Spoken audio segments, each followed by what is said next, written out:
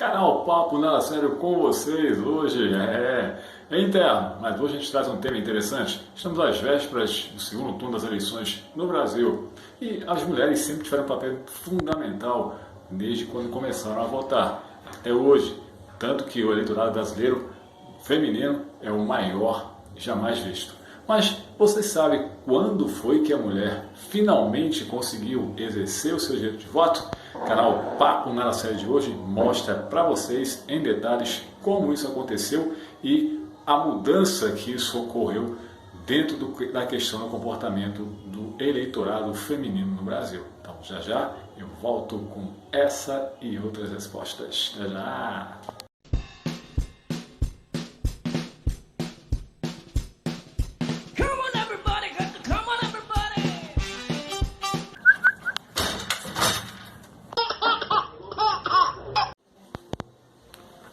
Pois é, galera, o fato é que nem sempre as mulheres tiveram essa facilidade toda que hoje elas encontram no aspecto do voto.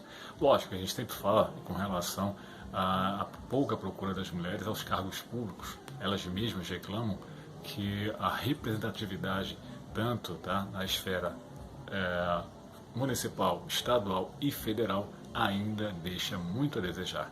Mas então, o importante nesse aspecto que nós vamos considerar é quando de fato as mulheres conseguiram ter direito ao voto e como isso se perpetua até hoje, garantindo a elas esse direito constitucional e democrático. E no vídeo de hoje, o canal Papo Nada Sério volta à história, volta ao tempo para mostrar como tudo isso começou. Então acompanha aí. Na esteira da Revolução Constitucionalista de São Paulo, que militarmente foi derrotada, mas politicamente saiu vitoriosa, Vargas é obrigado a assinar um código eleitoral. É a primeira vez que nós vamos ter, na verdade, isso.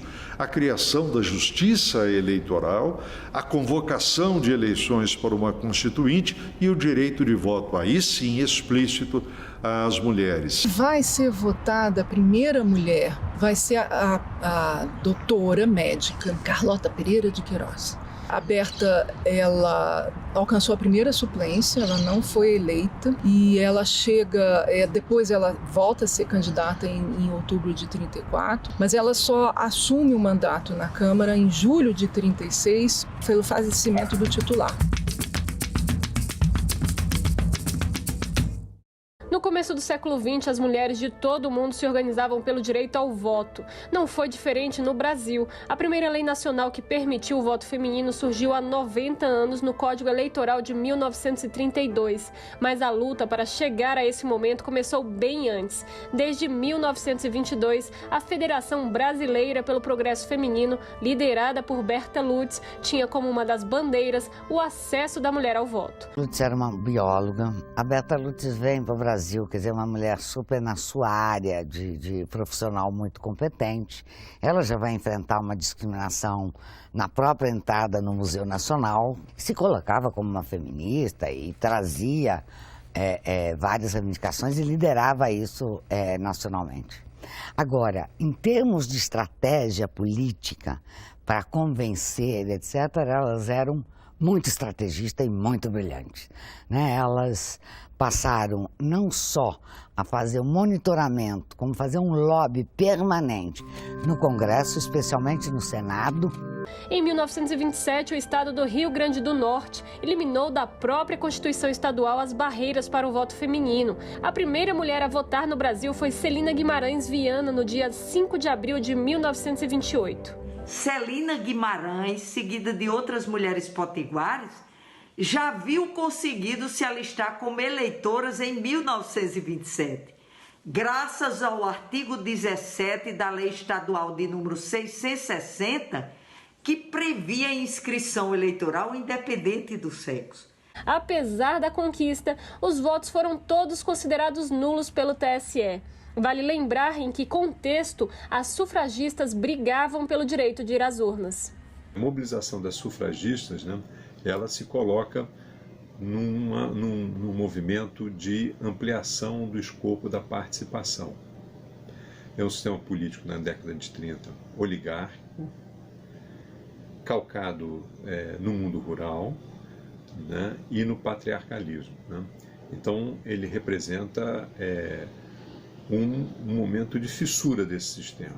O mais importante da gente lembrar é que a conquista do voto feminino foi o momento em que mulheres se uniram, se organizaram politicamente e foram às ruas demandar os seus direitos.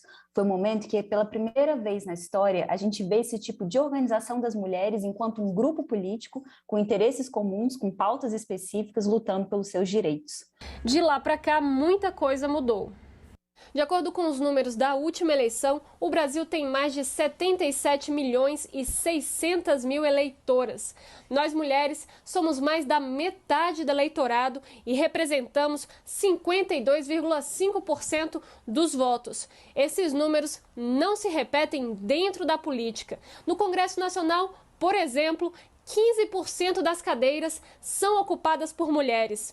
Esta baixa representatividade também se repete nos outros cargos eletivos, onde as mulheres são em volta de 15% das eleitas. O voto foi importante, ser votada também é muito importante, mas nós temos uma meta muito maior agora, que é a isonomia entre homens e mulheres no Congresso Nacional. Nós somos hoje ainda uma minoria, um percentual muito baixo, apenas algo em torno de 12%, e para a gente ampliar precisa de um envolvimento de todos. A legislação eleitoral já determina um mínimo de 30% de candidaturas femininas. Em 2018, o Supremo Tribunal Federal decidiu que 30% do fundo eleitoral também deve ser para a candidatura de mulheres. Avançamos muito, mas ainda temos muito a avançar. Há 90 anos que podemos escolher os nossos representantes, mas ainda votamos pouco em mulheres para nos representar. Ainda vemos poucas mães levando seus filhos para o parlamento, ainda vemos poucas discussões sobre pautas que são muito importantes para nós, como infraestrutura pública de cuidado, como apoio ao trabalho reprodutivo, só para dar alguns exemplos.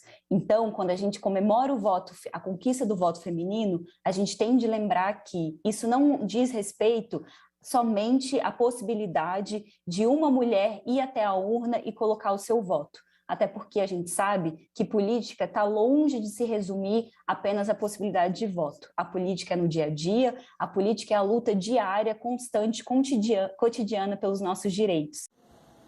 E aí, gostaram do vídeo? Então, ó, deixa lá o teu like, beleza? Comenta e explica pra gente o que você entendeu. Deixa aí algumas sugestões também que a gente vai acatando e, dentro do possível, vamos assimilando e fazendo essa inserção nos nossos próximos vídeos. Combinado assim? Então, vai, Valsa, dá um beijo. Pessoal, a Valsa, a gatinha de estimação da minha irmã, eu estou deixando um beijo para vocês, um abraço. E lembrando que na próxima semana temos mais um vídeo no nosso canal Papo Nada Sério. Tchau!